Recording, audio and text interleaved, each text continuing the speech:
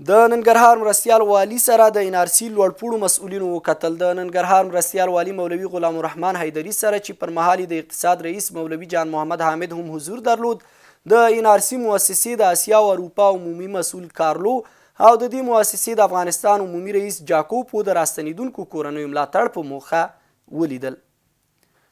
ننګرهار کې د کرنې ریاست له لوري یو نیالګی د ځان او بل د افغانستان لپاره تر نامه لاندې د نیالګیو کینولو په سرلنی کمپاین پیل شو.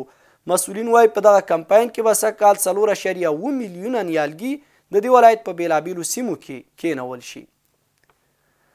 ننګرهار ولایت کې د کثافاتو ټولولو او وقایوي تدابیرو په اړه ناسته وشوه. دغه ناسته چې د ننګرهار مرستیال والي مولوي غلام الرحمن حیدري په مشرۍ ترسره شوه، پر مهال د عمومي کثافاتو ټولولو، وقایوي تدابیرو، ساري ناروغیو کنټرول او د طبي پاتې په خوندي ډول له منځه وړلو په تړاو خبرې وشوې.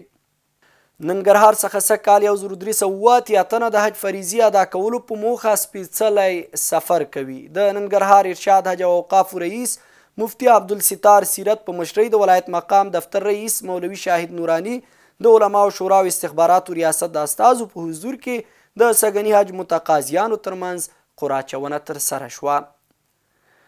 د ننګرهار محاکمو په 2 اونیو کې 1500 دوسیو ته رسیدنه کړې. د ننګرهار ولایت مرافعه، وثایقو، خاري ابتدایه او د ولسوالیو ابتدایه محاکمو د 2 اونیو په موده کې د 1500 بېلابېلو حقوقي، جزایي او تجارتي دوسیو څېړنه او تعقیب کړی دی.